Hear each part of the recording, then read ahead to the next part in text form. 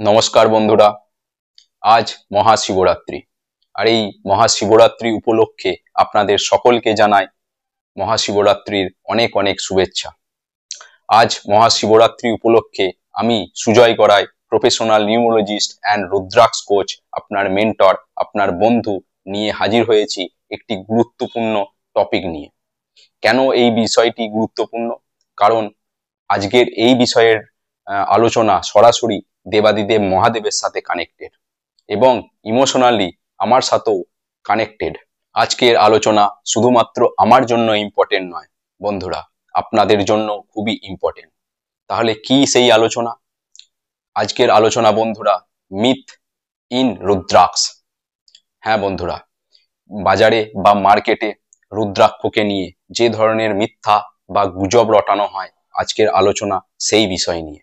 হতে পারে এই স্টোরি আপনাদের মধ্যে অনেকেরই জানা। দক্ষ প্রজাপতি অর্থাৎ সতী মাতার পিতা এক মহাযজ্ঞের আয়োজন করেছিলেন। সেখানে সমস্ত দেবতাকে আমন্ত্রিত করলেও দেবাদিদেব মহাদেবকে কিন্তু আমন্ত্রিত করা হয়নি। তারপরও সতী মাতা সেই যজ্ঞে উপস্থিত হতে গিয়েছিলেন দেবাদিদেব মহাদেবের মানা করা সত্ত্বেও।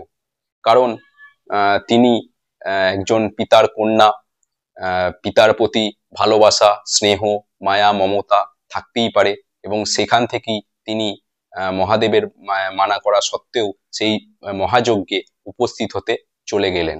কিন্তু সেই মহাযজ্ঞে কি হলো? অর্থাৎ দক্ষ প্রজাপতি সতী মাতা এবং মহাদেবের ঘোর অপমান করেছিলেন। নিজের অপমান সতী মাতা হয়তো সহ্য করে নিতেন, কিন্তু নিজের স্বামী অর্থাৎ দেবাদিদেব মহাদেবের অপমান কিভাবে সহ্য করবেন? তো সেই জন্য সতী মাতা চরম দুঃখ এবং কষ্টে নিজেকে ওই অগ্নির মধ্যে ভস্ম করে দিলেন বা নিজেকে শেষ করে দিলেন। তারপর ওই ঘটনা যখন মহাদেব শুনলেন, চরম রেগে গেলেন এবং চরম দুঃখে এবং কষ্টে কাঁদতে কাঁদতে সতী মাতার দেহ তুলে তাণ্ডব নৃত্য শুরু করে দিলেন। এবং সেই চোখের জল অর্থাৎ মহাদেবের চোখের জল পৃথিবীর যেখানে যেখানে পড়ল সেখানে রুদ্রাক্ষ গাছের সৃষ্টি হতে শুরু করলো। আর এই রুদ্রাক্ষকে যদি আমরা ভেঙে দেখি, তাহলে রুদ্র প্লাস আক্স অর্থাৎ শিব ঠাকুরের চোখের জল, মানে রুদ্রের চোখের জল, মানে মহাদেবের চোখের জলকে আমরা রুদ্রাক্ষ বলে থাকি। তো এটা একটা স্টোরি যেটা আমরা শিব পুরাণ থেকে পেয়ে থাকি। এর বাইরেও দেবী ভাগবতে এক আলাদা স্টোরি আছে, আপনারা চাইলে গিয়ে পড়ে নিতে পারেন। তো সাধারণত মহাদেবের চোখের জলই হলো রুদ্রাক্ষ।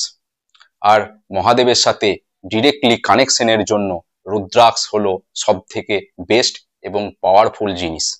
তো এখান থেকেই আপনারা নিশ্চয়ই বুঝতে পারছেন রুদ্রাক্ষ কতটা পাওয়ারফুল। কারণ রুদ্রাক্ষ সরাসরি মহাদেবের সাথে কানেক্টেড। আর আপনি বা আপনারা যদি রুদ্রাক্ষ ধারণ করেন, সরাসরি মহাদেবের সাথে কানেক্ট হতে পারবেন, অর্থাৎ শিব তত্ত্বে লীন হতে পারবেন। এবার আসি কত রকমের রুদ্রাক্ষ হয়ে থাকে। বন্ধুরা, সাধারণত 1 থেকে 21 মুখী পর্যন্ত রুদ্রাক্ষ দেখা যায়। আপনি দেখবেন একটা রুদ্রাক্ষের মধ্যে যদি একটা দাগ থাকে তাহলে সেটি একমুখী, আর যদি দুটি দাগ থাকে তাহলে হবে দুমুখী, ইত্যাদি ইত্যাদি। এই 1 থেকে 21 মুখীর বাইরেও আরো অনেক রুদ্রাক্ষ পাওয়া যায়, যেটা প্রাকৃতিক বা ন্যাচারাল ভাবে পাওয়া যায়, যেটি শিব ঠাকুরের চোখের জল থেকে উৎপত্তি। সেই রুদ্রাক্ষ নিয়ে আমি আগামী দিনে অন্য কোনো ভিডিওয় ডিটেলসে আলোচনা করব। আজকে আপনারা জেনে রাখুন, সাধারণত 1 থেকে 21 মুখী রুদ্রাক্ষই পাওয়া যায় বা হয়ে থাকে। বন্ধুরা, এই 1 থেকে 21 মুখী রুদ্রাক্ষের মধ্যে আলাদা আলাদা বিশেষতা আছে এবং আলাদা আলাদা ভাবে এরিয়াও থাকে ব্যবহারের জন্য, এবং আপনি আপনার লাইফের মধ্যে সমস্ত রকমের পাওয়ারফুল সলিউশনও পেয়ে থাকতে পারেন এই রুদ্রাক্ষ থেকে। এবার আসি রুদ্রাক্ষ কোথায় পাওয়া যায়। বন্ধুরা, আপনারা হয়তো শুনে থাকবেন নেপালের রুদ্রাক্ষ অনেক দামি। হ্যাঁ বন্ধুরা, নেপালের রুদ্রাক্ষ সত্যিই অনেক দামি। কারণ এটাই মনে করা হয়, যেহেতু পশুপতিনাথ মন্দির থেকে নেপাল অনেকটাই কাছে এবং কৈলাস মানস সরোবর থেকেও নেপাল অনেকটাই কাছে। এই কারণে মনে করা হয় যে নেপালের রুদ্রাক্ষ অনেক পিওর।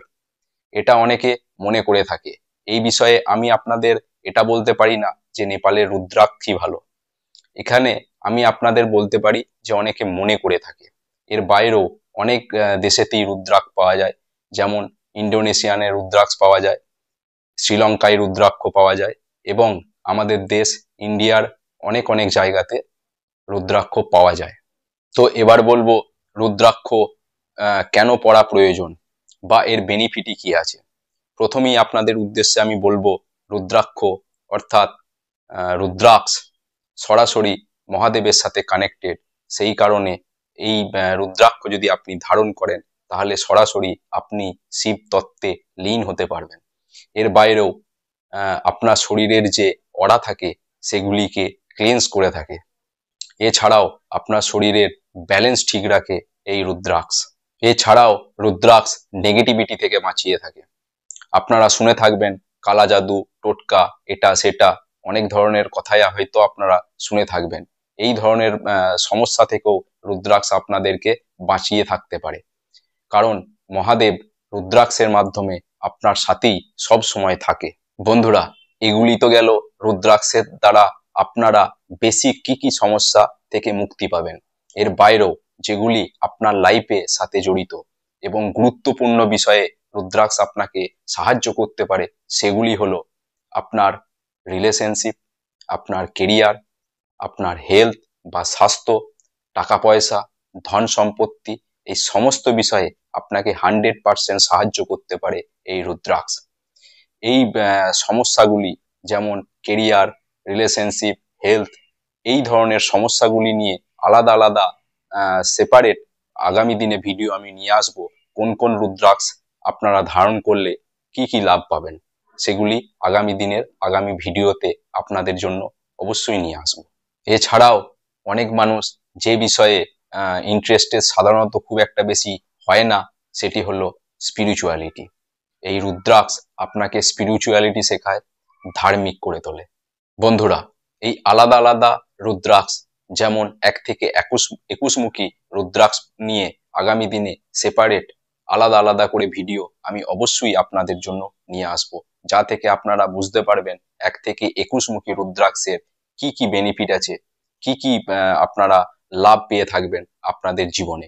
কিন্তু আজকের এই ভিডিওর টপিক হলো যে মিথ্যা গুজব বাজারে বা মার্কেটে রুদ্রাক্ষকে নিয়ে রটনা হয়ে থাকে সেই বিষয়ে।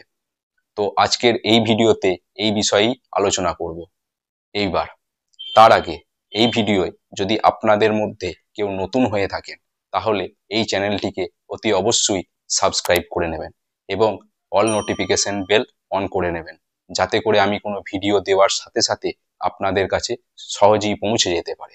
আর বন্ধুরা, এই ভিডিওগুলি বা এই ভিডিওটা আপনাদের যদি ভালো লেগে থাকে তাহলে একটি লাইক এবং ভিডিওটি আরো অনেক মানুষের কাছে পৌঁছে দিতে পারেন। এই নলেজ যাতে অনেক মানুষের কাছে পৌঁছে যায় সেই কারণে আপনারা এই ভিডিওগুলিকে বেশি বেশি করে শেয়ার করে পাশে থাকবেন। বন্ধুরা, এবার আসবো রুদ্রাক্ষের মিথ্যা গুজব নিয়ে। আপনারা হয়তো সোশ্যাল মিডিয়া বা ইউটিউবে দেখে থাকবেন যে অরিজিনাল বা আসল রুদ্রাক্ষ জলের মধ্যে ডুবে যায় আর নকল রুদ্রাক্ষ জলের মধ্যে ভেসে যায়। এটি একটি সম্পূর্ণ ভুল ধারণা এবং মিথ্যা ধারণা। এরকম ভাবে রুদ্রাক্ষকে কখনোই অরিজিনাল বা ডুপ্লিকেট বলা সম্ভব নয়। এই বিষয়টি আপনারা অবশ্যই মনে রাখবেন। আর এখনকার দিনে 200-250 টাকায় সার্টিফিকেট ডুপ্লিকেট রুদ্রাক্ষ আপনার কাছে পৌঁছে যেতে পারে। তো সেই বিষয়টিও আপনারা অবশ্যই দেখে নেবেন বা এনশিওর করে নেবেন। আসল রুদ্রাক্ষ আপনারা কিভাবে চিনবেন বা আসল রুদ্রাক্ষকে চেনার উপায় কি কি আছে সেই নিয়ে আগামী দিনে অবশ্যই আপনাদের জন্য ভিডিও আমি নিয়ে আসব। এবার আসি দ্বিতীয় ভুল ধারণায়। অনেকে দেখবেন বলে থাকেন আমি তো নন ভেজ খাই, আমি তো রুদ্রাক্ষ ধারণ করতে পারবোই না। হ্যাঁ বন্ধুরা, এরকম অনেকেই মনে করে থাকেন। তো এখানেই আমি আপনাদেরকে বলবো রুদ্রাক্ষ সমস্ত মানুষ ধারণ করতে পারে। এখানেই আপনাদের উদ্দেশ্যে আমি একটি কথা বলবো যে আপনারা যখন যখন নন ভেজ খাবেন তখন রুদ্রাক্ষকে ভালো জায়গায় খুলে রেখে দিন, তারপর স্নান করে আবার রুদ্রাক্ষ ধারণ করতে পারেন। এইভাবে মানলে আপনি অবশ্যই রুদ্রাক্ষ ধারণ করতে পারবেন। এবার তৃতীয় ভুল ধারণাটি হলো মহিলারা নাকি রুদ্রাক্ষ ধারণ করতে পারবেন না, কারণ এটি সরাসরি মহাদেবের জিনিস, তাই মহিলারা নাকি রুদ্রাক্ষ ধারণ করতে পারবে না। এটি একটি সম্পূর্ণ ভুল ধারণা বন্ধুরা। মহিলারাও সমান পরিমাণে পুরুষদের সাথে রুদ্রাক্ষ অবশ্যই ধারণ করতে পারবেন, বিশেষ করে প্রেগনেন্সির সময় এবং পিরিয়ডসের সময়। হ্যাঁ বন্ধুরা, পিরিয়ডসের সময় অবশ্যই মেয়েদের রুদ্রাক্ষ পরা প্রয়োজন, কারণ এই সময়ে মহিলাদের একাধিক মুড সুইং এবং হরমোনালি প্রবলেম হয়ে থাকে। সেই জন্য রুদ্রাক্ষ এই সময় অবশ্যই মহিলাদের পরে থাকা প্রয়োজন। চতুর্থ ভুল ধারণাটি হলো অ্যালকোহল খেলে নাকি রুদ্রাক্ষ ধারণ করা যায় না। এটি সম্পূর্ণ একটি ভুল ধারণা বন্ধুরা। যদি আপনি অ্যালকোহল খান, মানে যেই সময় আপনি অ্যালকোহল খাচ্ছেন সেই সময় রুদ্রাক্ষকে খুলে ভালো জায়গায় রেখে দিন এবং খাওয়ার পরের দিন স্নান করে আবার রুদ্রাক্ষ ধারণ করে নিতে পারেন। এবার আপনারা হয়তো ভাববেন, বাচ্চাদেরকে রুদ্রাক্ষ ধারণ করানো যায় কি?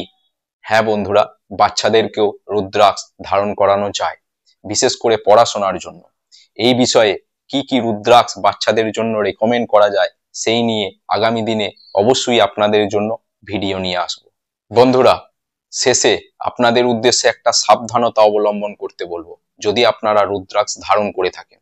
সেটি হলো, স্নান করার সময় অবশ্যই রুদ্রাক্ষকে ভালো জায়গায় খুলে রাখুন, কারণ স্নান করার সময় আপনি সাবান বা শ্যাম্পু যদি ব্যবহার করেন তার মধ্যে কেমিক্যাল রিয়াকশনে রুদ্রাক্ষ নষ্ট হয়ে যেতে পারে। সেই কারণে স্নান করার সময় অবশ্যই রুদ্রাক্ষ খুলে রাখুন এবং স্নান হয়ে গেলে তারপর আবার ধারণ করে নিন। তো বন্ধুরা, এই ছিল আজকের ভিডিও। রুদ্রাক্ষ নিয়ে আগামী দিনে ডিটেলসে একাধিক ভিডিও আপনাদের জন্য অবশ্যই নিয়ে আসব, যা থেকে আপনারা অনেক উপকৃত হতে পারবেন। আজকের মতন এই পর্যন্তই থাক। আপনাদের আবারও জানাই মহাশিবরাত্রির অনেক অনেক শুভেচ্ছা। হর হর মহাদেব। ধন্যবাদ।